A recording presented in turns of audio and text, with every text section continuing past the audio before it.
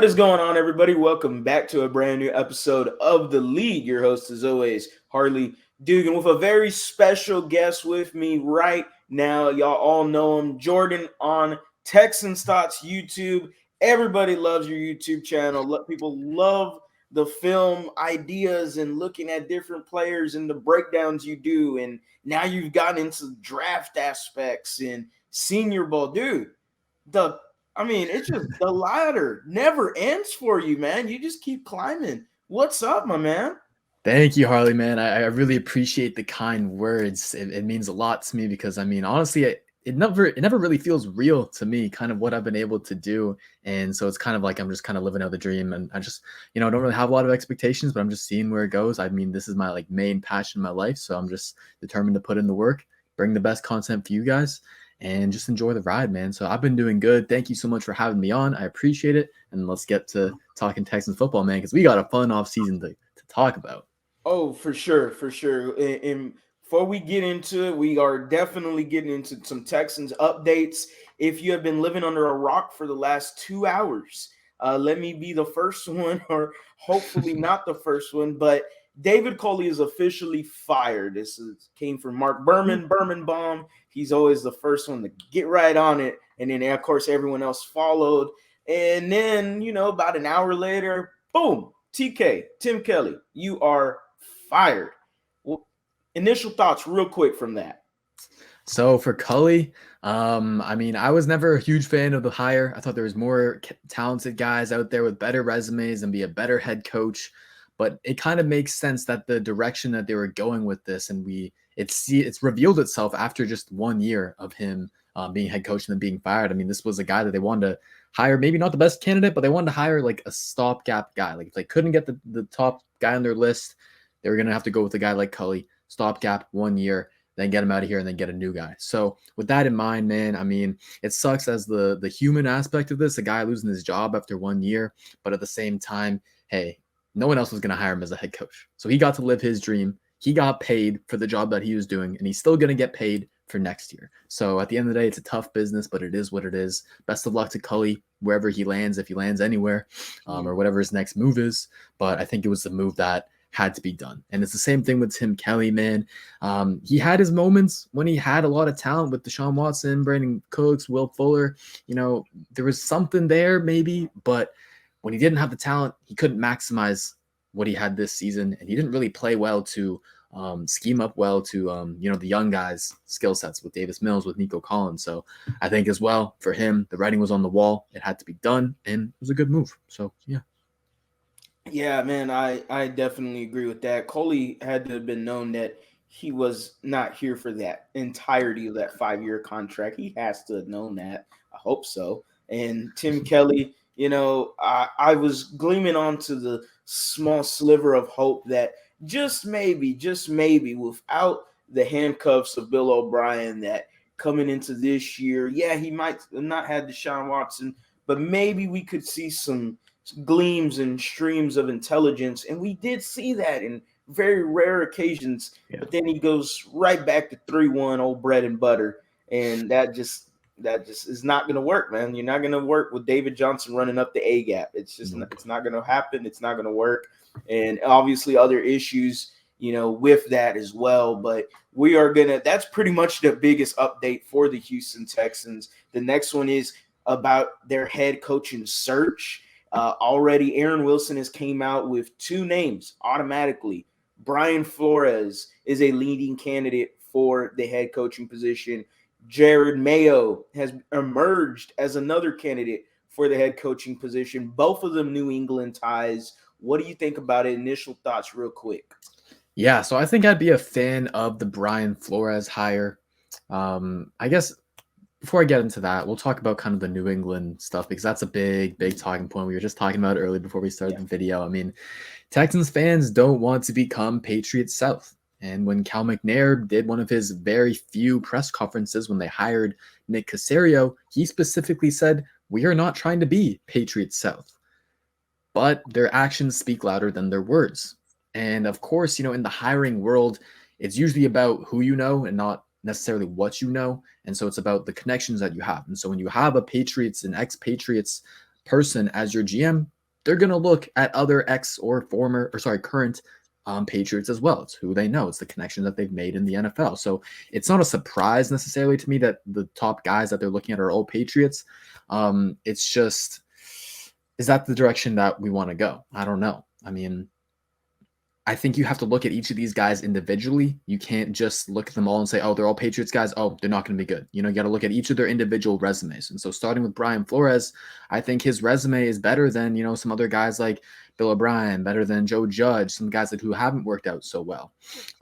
He's had success outside of New England. He's made the most out of shitty, horrible rosters that he was basically set up to fail with in Miami. Like, they were intentionally tanking for Tua, and he still managed to win, I think it was 5 games in his first year. Yeah. And then this year, I mean, it shows again, like, no matter how bad it starts off, I think they were 1-7 or something like that. And they finished off 9-8. So he's a guy who is a leader of men. Guys are going to easily buy into him, easily play hard for him. They're never going to quit on him. And then you add his defensive expertise. I think he's a really good candidate, man. Yeah, I agree with you there. The leader of men montage. It just continues with these head coaches. Nothing wrong with it. And just okay. I hear it with Eric Bieniemy and all the other head coaches as well. They're a leader of men. I'm like, okay. Which I no default to you, but it's a notion that let's use some other synonyms. Maybe we can use another synonym in the NFL aspect for.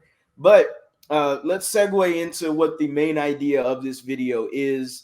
It is, how would you, Jordan? You are Nick Caserio. You are sitting in his chair. You've made some decisions already. You get the first crack at it. James did it just a few days ago, before Cooley got fired, before Tim Kelly got fired. How would you, Jordan, Nick Caserio, fix the Texans? Yeah, so I guess, I mean, I'm not going to go with a completely out of this world, big dream plan, sort of blueprint for you guys. I'll try and go with something like fairly realistic. I don't want to set super high expectations or anything, but I mean, it all starts with a head coach. That's got to be plan number one, step number one. And Brian Flores, man, I mean, I just talked about him. I think he's the best candidate out of the guys that we are rumored to look to be going after. I think in terms of Gerard Mayo, I just think it's too soon for him. I think it's kind of a similar thought that I've had with Joe Brady last season, is that, yeah, I get it. He's this up and coming young guy. He can be the potential star head coach, whatever the future next Sean McVay, whatever, I guess in Mayo's sense, it's defensive Sean McVay, whatever. But I just think it's too soon. I don't think he's proven enough. He's never even been a defensive coordinator. And so jumping from that linebacker coach to a head coach, it's just, there's a lot of risk involved. And I'm a very risk averse person. And so I wouldn't want to take that big risk. I believe in Brian Flores' resume a little bit more. And so I go with him for the hiring of the head coach. And then I guess the next step would be to hire the offensive coordinator now that Tim Kelly's gone. And I think, again, another kind of safe move would be the internal promotion of Pep Hamilton. It's already been rumored that he's likely to be the OC, and Brian Flores is their number one option. So that could be a good duo where you have the defensive-minded head coach then he can just let Pep Hamilton do all the stuff on offense. And one benefit of hiring promoting Pep Hamilton is that you get to keep the continuity. He's done a great job with Davis Mills. He has a good resume of working with Justin Herbert, good resume of working with Andrew Luck. He already has offensive coordinator experience as well. He has head coach experience as well in the XFL. So this is a guy who, he has a really well-rounded resume. And so I think he deserves that shot to run an entire offense on his own. He's already been a guy who's been getting offensive coordinator interviews from the Panthers. So he's an interest from other teams. It's not like he's just coming out of nowhere and we're the only team that interested in him. So he's a guy who's also a rising candidate, and he's already in our building. So let's not let him get away from us. So that would be step number 2. How do you feel about Pep Hamilton as OC, Harley? Oh, I don't mind that at all. Like you said, the continuity, and it's trying to make sure that your young quarterback is continued feeling the support from the franchise. And hey, Pep Hamilton is a guy that, possibly banged on the table to say, hey, Davis Mills, we should go get him. Nick Caserio goes, okay, you know what? Let me take a look into it. Hey, this guy actually has some tools to work around. And Pep Hamilton goes, I can make him even better, And so, hey, that works into mine. And now with him as the offensive coordinator, that again just adds the support to him. You don't want young quarterbacks going through. Just look at Tua, third Oh, system now, third head coach now, or something like that. I believe in his few years in the NFL, or third offensive system. I want to say mhm. in his. There was a tweet somewhere that said this. I can't remember it right now, but I believe it's like his third offensive system in his third year in the NFL. That is going to be troublesome, and he's going to have to break out of that shell and mold that every year a new offensive system happens. Usually quarterbacks just don't do quite well, young quarterbacks. And so with Davis Mills having somebody that's been in his ear since Stanford and is going to be now the offensive coordinator, cool. I'm all up for that. For sure, for sure. I agree with you. And then I guess after what comes first? The free agency come first or the draft? I think the draft comes first, right? Uh, Just trying to think about it chronologically. It comes in April, so I don't know. yeah. Anyways, we'll talk about the draft. I guess what has to happen before the draft is actually the Deshaun Watson trade. So that's Mhm. probably gonna. I think I saw somewhere on Twitter that it's gonna be trying to be wrapped up in February or March by the latest. So I don't know, man. Is he even going to come back to the Texans? Does he still want to be traded? If Brian Flores is the guy, I mean, apparently that was a big motivator for him to come to Miami. Personally, I think the ship has kind of sailed on Deshaun coming Yeah. back. So I would try and sell him to the highest bidder. And now with Miami, it doesn't seem like they're going to be pushing as hard for him because apparently it was more of a Brian Flores push rather than the GM push. And so that could open up Deshaun Watson to having to be willing to waive that no trade clause for multiple other teams. And so other destinations could be maybe it's the New York Giants, maybe it's the Carolina Panthers, maybe it's the Washington football team. I think the Giants would be the most enticing team right there. I don't know if Mhm. it's the most realistic, but they have the most draft capital. So I think end of the day, if you can get 2 first round picks in 2022, another first round pick in 2023, and then maybe a second or a third round pick, something like that. A little cherry on top. That would be the next move as I'm the GM of the Texans. So then you're loaded up for the draft, Harley, and it's looking good. And we don't have a great quarterback class this year, but I think most Texans fans are coming around to the notion of, hey, just give Davis Mills another shot next year, see what he can do. He's not, the lone starter. I mean, you can give him some competition, make sure he wins that job, but I think he deserves a shot for next year as a starter for sure. And so I guess I would draft just best player available. At 3, I think Kyle Hamilton would probably be that best player available, assuming the top 2 edge rushers go 1 and 2, Kayvon Thibodeau and Aiden Hutchinson. And Kyle Hamilton in a Brian Flores scheme. Whoo, that is fun stuff, man. You got this athletic, rangy safety, can play free safety, strong safety, nickel corner. He tackles like a linebacker. He's got ball production, ball skills, instincts, everything you want. He's one of those guys who can just really be a game changer for a defense. And it's just an elite athlete. He's fun to watch play football, man. So that's where I would go with the first pick. And then if you get 2 more first round picks from the Giants, I would look to add an offensive lineman, and then I'll maybe look to add a defensive lineman or a wide receiver. So not knowing where those picks are going to land, I don't know, Mhm. or if it's going to even happen at all. I don't want to give you all exact names, but that's kind of the route I would go. Um, and then what after that? I guess free agency. Playing for the free agency, I mean, I feel like you kind of have to go the same route that you went last season with what Nick Caserio did with finding a bunch of 1 year veterans and seeing who can prove themselves, who can play within the scheme and play well, and then is deserving of another 2-3 year deal extension after that. So I hope that they can re-sign the guys that worked with that formula: Malik Collins, Cam Grugier-Hill, Tavier Thomas. Mhm. And then on top of that, looking to add another, interior offensive lineman or 2 onto the O line, because that's really the biggest hole on this Texans team. I think adding some corners, adding linebackers who are a little bit better in coverage, and then trying to add to maybe another safety beside Kyle Hamilton, because it looks like Justin Reed's gonna lead the Texans. So that's Yeah. kind of my rough idea of free agency. Harley, how's that sound to you? Hey, hey, sign me up. Where's the dotted line? Because Kyle Hamilton, as John Harris is compared to many times, and the highest comparison I've seen for Kyle Hamilton is Sean Taylor, Oof. and that is some big shoes to fill. And I'm not saying it's impossible. And that's the scariest thing, is that Mhm. that is not impossible, because Kyle Hamilton can do it all kind of safety. I mean, oh my goodness. For the fans that say, well, why are you picking a safety so high? There's a reason why he's projected up there. And no, Mhm. he is nowhere near the level or skill set of a Jamal Adams. He's nowhere near that.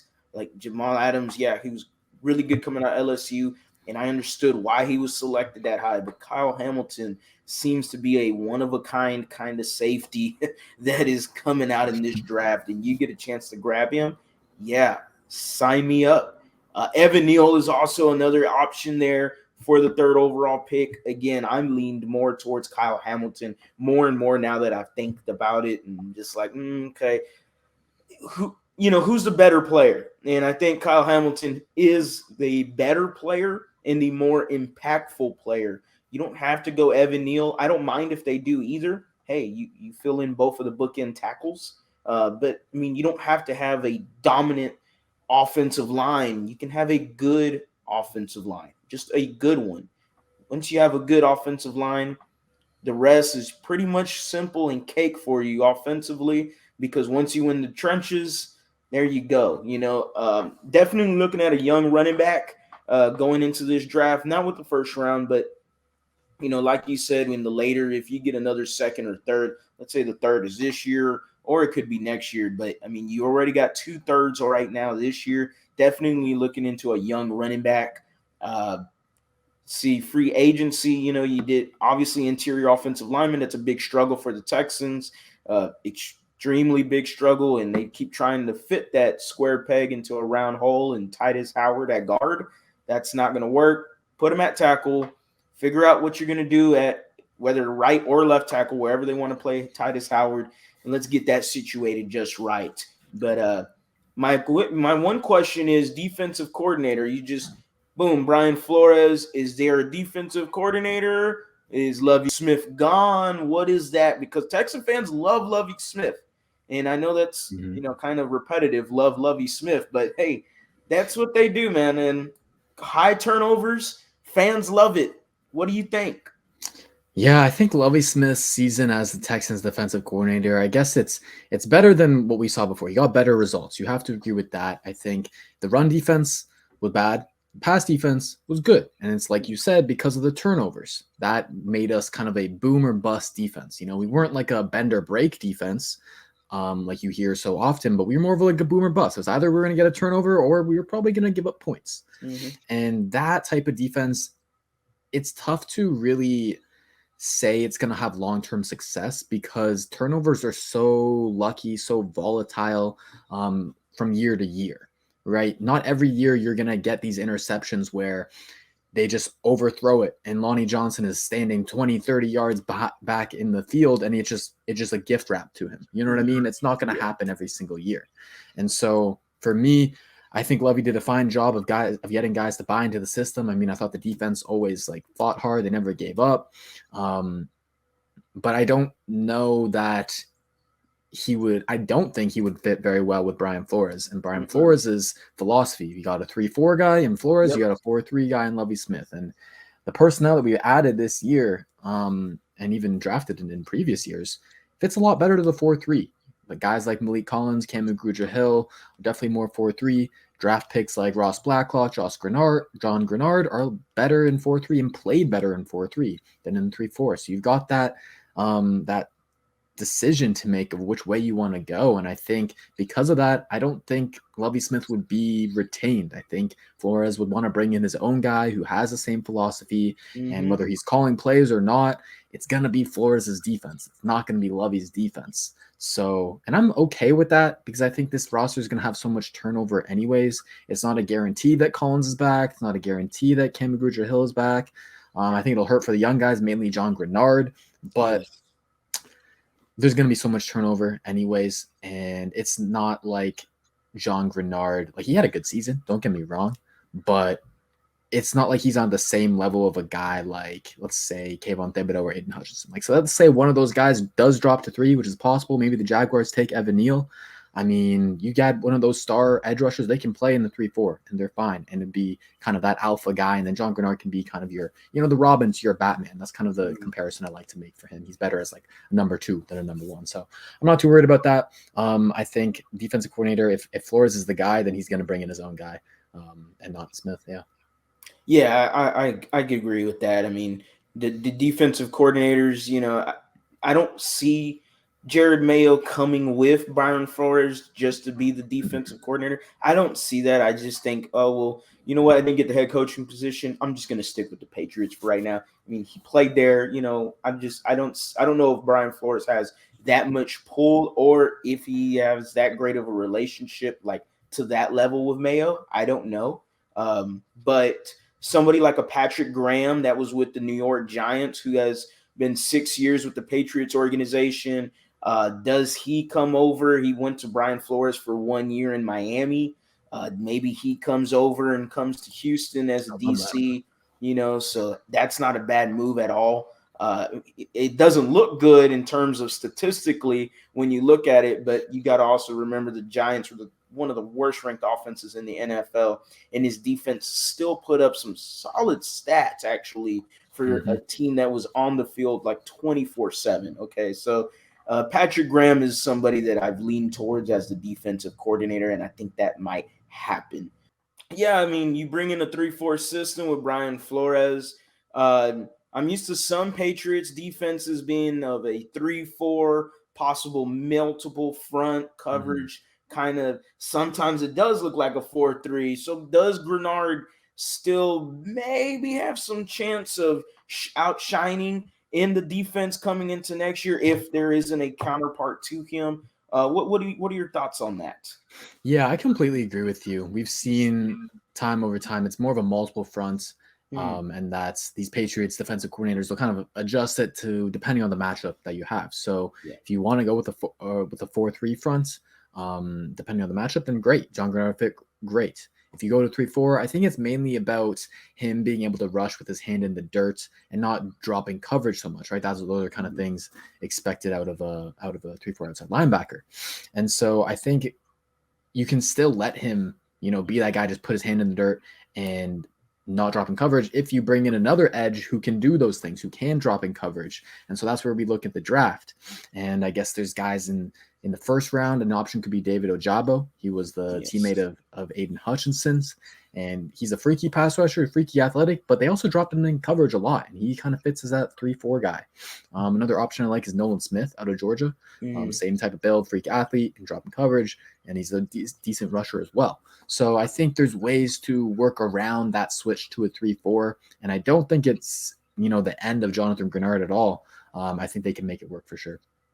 Yeah, and that I don't mind that at all. I don't, and I've been very high on Aiden Hutchinson's counterpart, and so I've been very high on him going into the draft. I think that's somebody that, hey, if you miss out on one of those two top edge guys, that's a guy that definitely can work out for you. If let's say you get the Deshaun Watson trade, yeah, I don't mind him. I don't mind trying to add an influx of youth and talent to the linebacker position either. Somebody like Nakobe Dean, I'm very excited and high on. If nobody saw that Alabama game, first of all, why didn't you watch it? Second of all, just watch him that whole game and his leadership, what he can do on the field. He's rangy. Nakobe Dean is very, very high on my list in terms of linebackers. And I think that's something the Texans, especially if they're going to go to a 3-4, I don't know how well Dean can fit in the 3-4. I haven't looked into it as much as schematically for Kirby Smart. I don't know schematically what it is right now, but hey, you do need two inside linebackers in the 3-4. Does Comer Grugier fit an inside linebacker role in a 3-4? I don't think so. I feel like this was a scheme that highlighted his strengths a lot, and that's why he outplayed this year. I don't know if he fits that 3-4 inside linebacker role. Christian Kirksey, a guy that's expressed that he wants to come back to the Texans. Does he also fit the 3-4 inside role? I don't know either. I don't think so. So You're probably looking at trying to get two new inside linebackers, probably re-sign Grugier Hill just to see if he can do that. But that's a question mark I have in that. Yeah, for sure. Starting with your what you said about Dean, yeah, he's my guy this year. I think he's top 10 talents. You don't see that often from linebackers. They're not usually valued that high, but he does it all, like you said. And I think in this scheme with Brian Flores, and Flores loves to play an aggressive defense and he loves to blitz, and so having Mm-hmm. linebackers who can blitz like Nakobe Dean can blitz his ass off, like that's going to be Mm-hmm. such a valuable thing. So I think he fits well in a 3-4. Kirby Smart at Georgia, they run a 3-4 kind of multiple What I fronts thought. as well. So he's used to kind of playing like that. And then in terms of the linebackers you brought up, yeah, Grugier Hill, I mean, he was with the Dolphins before when they were running Yes. the 3-4. Yes. So, and that's when he wasn't really he didn't make a name for himself as much as he did this past season. So Mm-hmm. maybe he's improved as a player. I mean, that's always an option, but I think I'm with you in the sense that he definitely fits better for a 4-3 as that weak side linebacker that can just run and chase from the weak side. So I think they might move on from him, but I'm also with you in the sense that, hey, just bring him back on a 1 year, 2 year deal, see if he can do it if Yeah. it's cheap. But yeah, I think Kirksey's definitely would be gone in that sense. And you can place him with Dean. I think Dean can start from day one. So I like that plan a lot, man. Yeah, no problem. And hey, your plan pretty good so far. Head coach, realistic too. Head Yeah. coach Brian Flores, offensive coordinator. You said who was it Pep again? Pep Hamilton. Hamilton in house. Hey, keep the continuity. Defensive coordinator, possibly. Who do you have in mind? I said Patrick Graham. I don't know what you thinking. Yeah, I'd have to do more research into Brian Okay. Flores and his kind of connections. I don't want to just throw out a random name there, but I definitely would love your proposal of Patrick Graham. I think he's Mm, been a very underrated defensive coordinator. He's getting head coach looks the past few yes. years, last year and this year as well. And the Giants defense, like it has a few guys, Dexter Lawrence, James Mm, Bradbury, but other than that, like he's really elevating that talent there and doing good work, especially like you said, with probably a bottom 3 to 5 offense in the league. So yes. I think he'd be a great guy. He's with the Patriots tree. And so I think they would mesh well with their philosophies together. Yeah, so even if he isn't the defensive coordinator, maybe they bring him on as a D lines coach. He was a D lines coach before with the Patriots, so that's maybe something they do, and maybe they look at another defensive coordinator. Who knows? But hey, defense coordinator unknown, leaning on Patrick Graham possibly. Who knows? You'll do more research, and then hey, your draft picks: Kyle Hamilton, you're going at 3. Your other two, you're looking at interior offensive line. The other Yep. one you said possibly maybe receiver, or what was the other one? A You could I guess the Giants picks are what? They're fifth and ninth, I believe. I think they're both in the top yes. 10. So let's say we get one of those, because I don't think they would give us both their top 10 picks. No. Um, but with either one of those picks, I would probably look at a guy like Kenyon Green. So he's Mm-hmm. played left tackle, left guard, right guard as well for Texas Yeah. A&M. I really like him at guard, so he can be the interior offensive lineman that you get. Stick him next to Titus Howard, left tackle, left guard. Boom, you're done. You're set. And then with a later first round pick, um, going with a wide receiver like Garrett Wilson, or even Jameson Williams. Now Jameson Williams might fall to the second because he tore his Yeah. ACL, but someone like that to get a real great athlete at wide receiver who can separate easily and can be Davis Mills' go-to guy. So I think that'd be a good option. Yeah, that sounds. Hey, Garrett Wilson or Jameson Williams sounds scary, right? With Nico Collins, Mm-hmm. that's pretty scary, man. That's a fearsome tandem. Hey, give me the weapons similar to like Joe Burrow has, man. He has T. Higgins and Jamar Chase and Boyd and all these. He's got a good offense around him. He's set up perfectly. Do the same thing with Davis Mills. We know the blueprint: average NFL quarterback play, above average NFL quarterback play can get you to a Super Bowl. Build the defense, build the trenches, get your receivers right, give them enough weapons, and give them the continuity, as you said, with Pep. Make sure everything else around him is goddamn near perfect, and let him see what he can do. And then, hey, if you find out he's not the guy, well, then hey, he's not the guy. I mean, it is what it is. But this is a good plan, man. This is a very good plan and very realistic plan, which no problem at all. Okay, and before we do finish the video, I got quick list of coaches out here that I like to call smash or pass. I'm gonna tell you a bunch of coaches that you're gonna go, maybe smash, maybe pass. Just your quick thoughts on it, because since now David Coley is fired, this list is actually kind of more fun and actually realistic to do, just because of the question marks surrounding whether or not he was going to come back. So, for the Texan fans out there, first one on the list, Lovie Smith. I'm going to pass big Yep. time on that one. Jim Harbaugh. Gosh, that one's tough because he's had some NFL success. He's had great college success. I think I would need to know, I guess, who his coordinators are. So I'm kind of like stuck in the middle. I think I would like accept him as a head coach. I would say smash. He wouldn't be like my top guy, but I would say I would accept him. You look at Jim Harbaugh and his OCs and DCs. DC before used to be Vic Fangio with the 49ers. He's currently free. And OC was Greg Roman with the 49ers, who has been in rumbles of being fired. I don't know if Greg Roman's system fits for David Smith's skill set, but those are the two coordinators that Harbaugh had when he was with the 49ers. Yeah, those would be great options. I think Fangio is deserving of a head coach spot even. As a DC, that's money. Sign me up. Next one, Jim Caldwell. Jim Caldwell.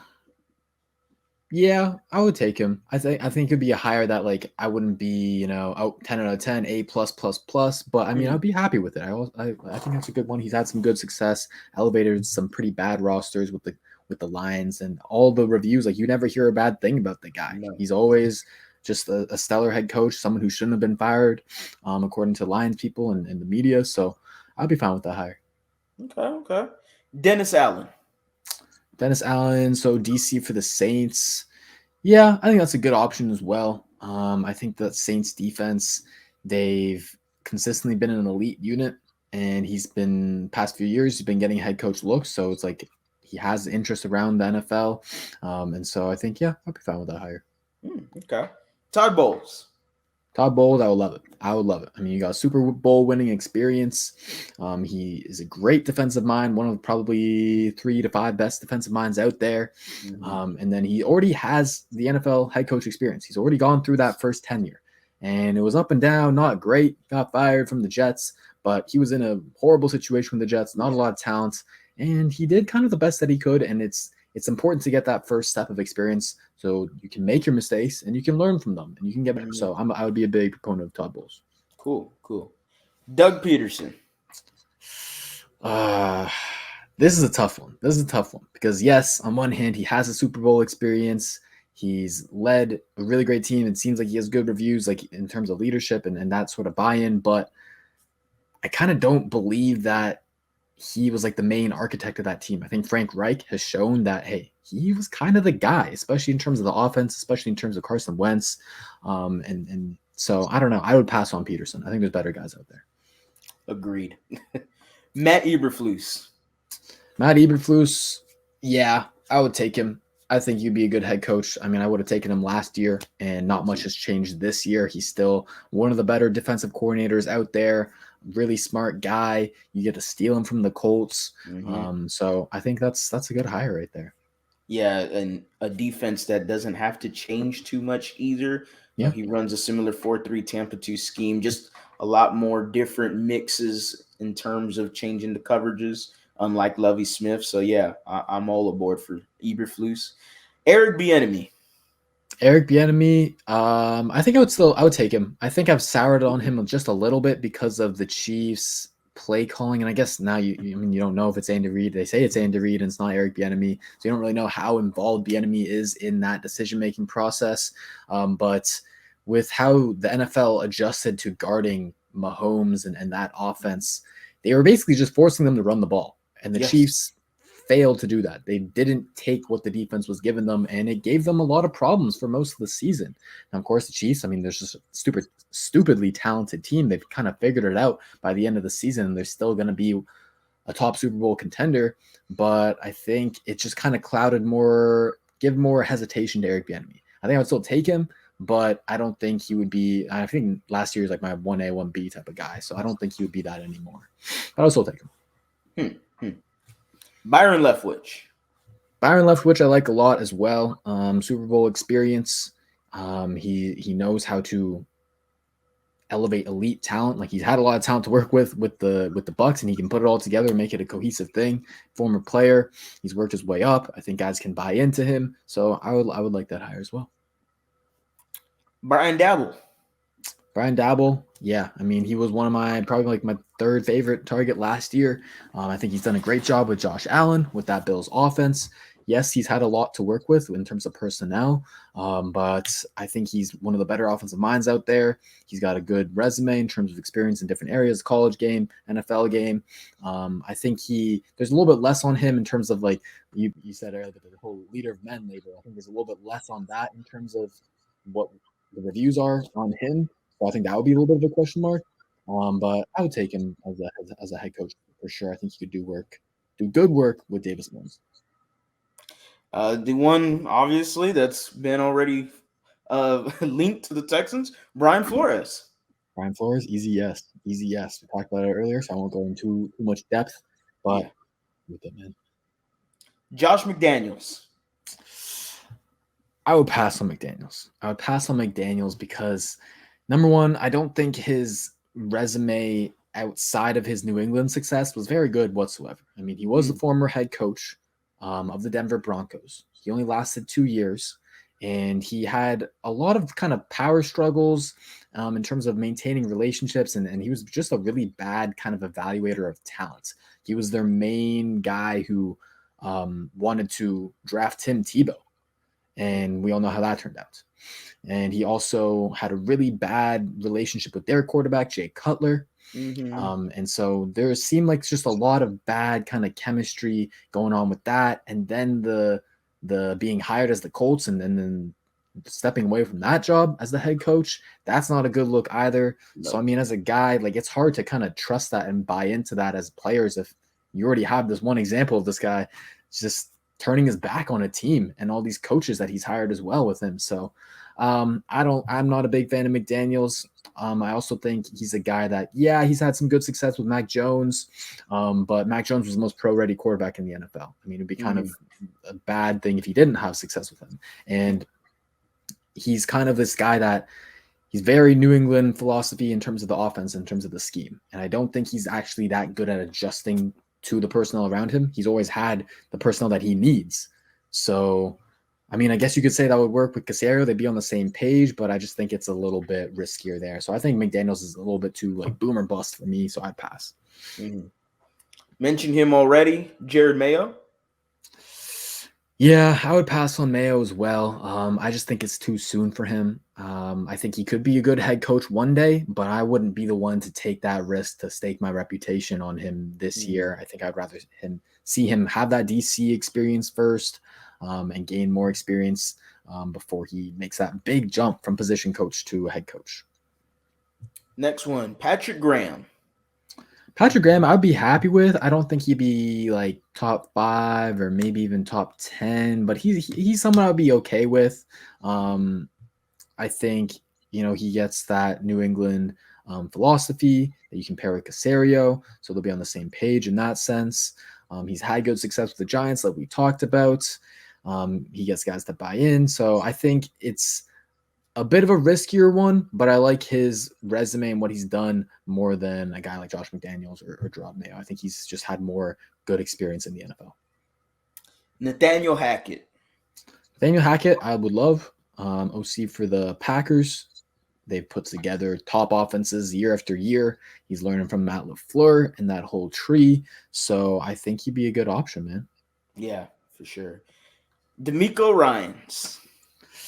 That one's tough because it's kind of like Gerard Mayo. It's kind of the same thing. He's young, fast riser. There's tons of potential, yada, yada, yada. But for me, I just haven't seen enough in terms of your resume over the years and the experience and stuff like that. And so jumping from he's not, I guess he went from linebacker coach to DCs, right? This was just his first year of DC. So, I mean, it's a little bit better than Gerard Mayo in that sense. He does have that 1 year of DC at least. And former Texan. So that's always a fun thing. But oh man, that one's tough. I'm on the fence about that one. I think I would slightly say pass on Ryans. Next one, Kellen Moore. This one's tough because I think he's one of the best offensive minds in Ooh. the game. Um, and he's really doing some different things that not many teams are doing. But at the same time, he's got a lot of talent to work with. I mean, he's Yeah. got three like wide receiver ones. He's got Zeke. He's got Pollard. He's got Dak. He's got one of the better offensive lines in the league. Tight ends are fine too. Like he's got a lot of talent to work with. Um, and I kind of don't see him being the guy to create a lot of buy-in and get behind him as like a leader of your team. You know, he's kind Mhm. of, I don't know. I'm just not sold on that. So I think I would be fine with the hire, but so like I guess I would say I would accept it. But he wouldn't be, one of my top options. Yeah, yeah, that was definitely a quick pass for James on that one. Definitely believe Really? that the talent is the more issue for Kellen Yeah. more than anything is the Yeah. talent. It's the So same yeah, enemy argument. Like he's got so hmm much to work with, man. yeah. Clint Kubiak. He's a guy. I think it's too soon for him as well. I don't think he's had that Viking offense do pretty well, but it's not like they're like a top of the league offense. It's kind of the same thing with my thought with Joe Brady is that it's just kind of too soon. And that Panthers offense, like it was good, but it wasn't that good to the Mhm. point where I'm gonna overlook his kind of inexperience in this league. So I'm gonna go with pass on Kubiak, even though it would be nice to return to that Shanahan tree. Yeah, don't mind that. Hmm. Scott Turner. Scott Turner. You found a name that I do not know, so I'm gonna Google him real quick. Who is? Woo, boy. The son of Norv Turner Mm-hmm. with the Washington football team currently. He's their OC. Yes, sir. Well, I'll be honest with you, don't know much about him, so I Yeah. can't give you a great stance on him. So I'm gonna say pass because I don't know a lot about him. Yeah. Scott Turner, obviously the son of Norv Turner, and had followed Norv Turner for a few years around his trips in the NFL. So Scott Turner has some experience, similar to Clint Kubiak, still young, still new, inexperienced. But when you say inexperienced, it's a little different with them because they have the NFL experience. Because they've been Mhm. around it for so long. With Gary Kubiak, him, Norv Turner, so that one's an interesting one. Kevin O'Connell. Kevin O'Connell, man, that one's tough as well. It's always tough when you have guys who, are the OC of an offensive minded head coach. Like we know Mhm. Sean McVay is the guy there, and Rams fans are gonna kind of getting upset with Sean McVay. So if they're getting upset with Sean McVay, how much can I really trust the OC who's a peg down? You know what I mean? So Yeah. I think I'd pass on McConnell. And I keep saying this, but too soon for him. Mhm. Mike McDaniels. Mike McDaniels is tough. It's tough because he's another this you keep lining up all these young Mhm. OCs that got potential and it's that risk reward thing. Do you want to be the Yeah. guy to be the smartest man in the room and take the chance on the young guy and have him bloom like Sean McVay, or is it gonna be like Joe Brady and gets fired after what 2 years? Yeah. So McDaniels, I mean, he seems like a smart guy. Love the Shanahan tree guys. It seems like he's like pretty damn involved in terms of what they're actually running in San Francisco. Like it doesn't seem like it's all Kyle Shanahan. It seems like they've kind of distributed that pretty well. So, oh man, Harley, I would pass. I think there's better guys out there. Woo! Yeah, I think James there's better said guys out pass there. as well. But yeah, that was definitely I as you see, my list goes from pretty much former NFL head coaches to some of the guys that were in terms of head coach last year, and then it Mhm. goes to New England guys, and then it goes to will you take the chance on the young OC? That's pretty Yeah. much how the list goes. Young OCs, man, it's a tough one. Mike McDaniel's, I'm a huge fan of, and I thought was I thought would have been the better option for Salah going to the New York Jets. I really do. Yeah. No offense to the other LaFleur brother, but I thought Mike McDaniel's, just reading on little articles from him, I was more sold on him than I was LaFleur's brother. So he's fun. He is I very was too. I was too because when you think about the Niners offense, it's really the run game that starts everything. It's the run game yes. that's more.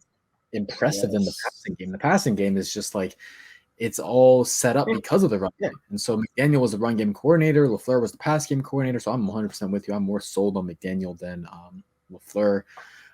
But I guess it's just kind of it's a good. I didn't even realize how much my of like a philosophy I have, but I'm definitely more of like a risk averse guy because, like you were saying, the way that you organize all your candidates, like I was saying yes to the former head coaches, and I'm saying no to all these young OCs. So, like I'm very a risk averse person. I want to take the safe bet and just go with that, because hey, if you take that young OC and he fails, I mean that's a bad look, man. It's a bad look. So I don't know, Yep. man. Yeah, there's always two ends of the spectrum there. Mhm. You take the safe bet and you just continue to be the mediocre or average franchise that the Texans have somewhat been for most of their years. And hey, you take a young guy or you see someone take the young guy that you could have taken and they end up having the success that you wish you had. There's always Mhm. those two ends of the spectrum. So Yep. it's a double-edged sword at the end of the day. But this is wrap up for the video. Hope y'all love the smash or pass video section. This is fun, man.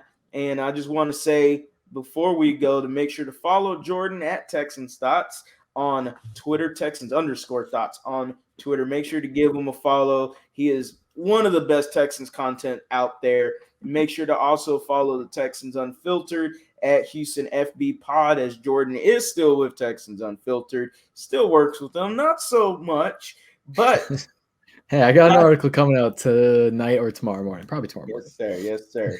And as always, don't ever forget to like and subscribe to the lead on YouTube, as well as Texans Thoughts, as well as Texans Unfiltered. Make sure to hit that like button. Jordan, you've been out of the game for a few months. Let the people know where we can find you and what have you been doing? Yeah, man. It's been great. First of all, been great coming on, talking to you with you, Harley. So thank you for that. Anyone coming from my side of the things, make sure you subscribe and like the video. Subscribe to Harley's channel as a favor for me. So he's a great guy, producing great content, and we'd love to see it. So support him. Where you can find me, yeah, you said it. Texans underscore thoughts on Twitter. That's where I'm. That's where you can keep up with whatever I'm doing, posting articles, posting whatever, just tweeting about random stuff. I'll be getting back into YouTube a little bit. I'm trying to in this next few months leading up to the draft. Gonna have a stream tonight to talk about kind of that stuff, why I've been gone, just basically busy life stuff, nothing crazy. But yeah, that's pretty much it for me, man. Yep. So, as always, guys, go Astros, go Rockets, go Texans, go Lakers for you. Y'all have a blessed day. And as always, the film don't lie. Let's go.